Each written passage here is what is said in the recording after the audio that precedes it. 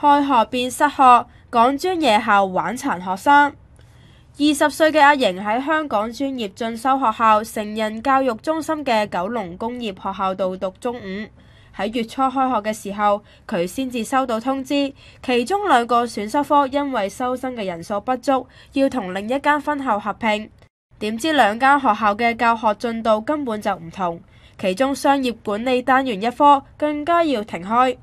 阿瑩已經使咗近8000蚊買齊書，突然間冇堂上，梗係嬲啦。佢同老師同埋校長反映，對方竟然話資源不足，有時間就教，冇時間就算啦喎。校長更加建議佢自修，令佢嬲到震啊！喺無奈之下，阿瑩被逼轉校，但係用咗近8000蚊買嘅課本就咁樣嘥晒啦。教協就批評港專突然之間殺科，令到學生無所適從，做法違背咗教學道德。學校應該及早通知學生，並且向受影響嘅學生賠償，包括學費同埋書簿費。